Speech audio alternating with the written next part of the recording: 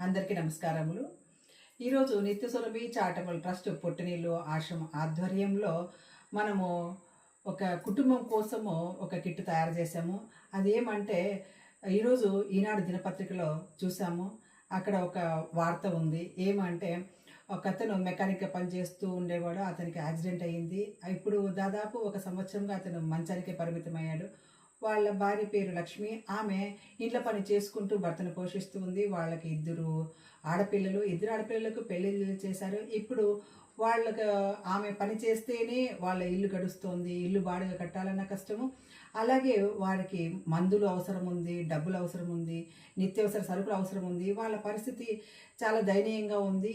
అంటే ఈనాడు దినపత్రికలో చూసి చదివి మనస్సు స్పందించి ట్రస్ట్ సభ్యులతో మాట్లాడి ట్రస్ట్ సభ్యులందరి సహకారంతో వాళ్ళకు ఒక 34 రకాల నిత్యావసర వస్తువులను తీసుకున్నాము.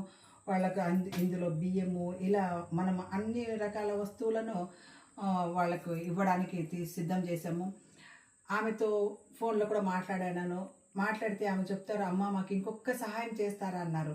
ఏమి అంటే భర్తకు వచ్చేసి ఎయిర్ బ్యాగ్ కావాలా అన్నారు.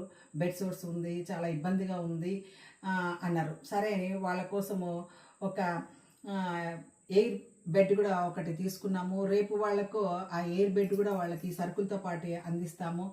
ఎందుకంటే అవసరంలో ఉన్న వారికి సహాయం చేయడము ఎంతో మంచిది. వీలున్న ప్రతి ఒక్కరూ ఏదో ఒక సహాయం చేస్తూ ఉండండి. ఈ కార్యక్రమము మేము దినపత్రిక చూసి చేస్తున్నాము. కాబట్టి మీరు కూడా స్పందించి ఆ కుటుంబానికి ఎంతో కొంత సహాయం చేస్తే బాగుంటుందని నేను కోరుకుంటున్నాను. మేము ఒక 2 నెలలకు సరిపడే నిత్యావసర వస్తువులను వాళ్ళకి ఇస్తున్నాము. ప్రతి ఒక్కరూ కొంచెమైనా స్పందిస్తే ఆ కుటుంబానికి ఓ చేయూత అవుతుంది. ఇదో విన్నపము. అందరూ బాగుండాలి. మీ నిత్య సురభి డాక్టర్ ఎస్ నిర్మలా మురళి.